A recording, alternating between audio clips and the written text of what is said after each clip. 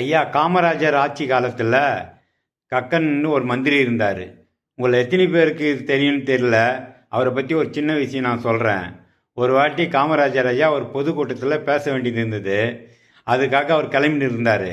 கக்கன் மந்திரியும் அந்த பொதுக்கூட்டத்தில் பேசணும். அதுக்காக வெயிட் பண்ணார். கக்கன் மந்திரி வரல. சரி, போகிற வழியில் தானே அவர் வீடு, போகும்போது கூட்டுக்கலான்னு சொல்லிட்டு காமராஜர் ஐயா அவர் வீட்டுக்கு போகிறாரு.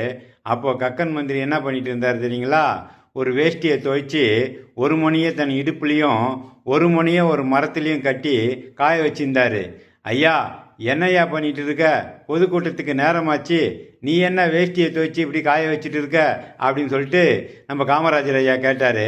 அதுக்கு கக்கன் மந்திரி, ஐயா எனக்கு இருப்பது ரெண்டே ரெண்டு வேஷ்டி தான்.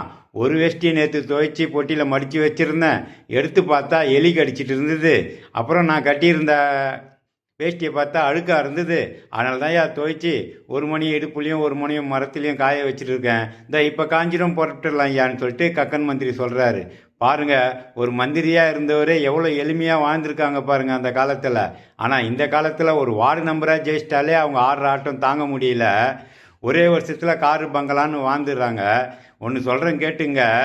சிலர் பெரும்புள்ளி ஆவதற்கு நம் கையில் வைக்கப்படுவது இந்த கரும்புள்ளி.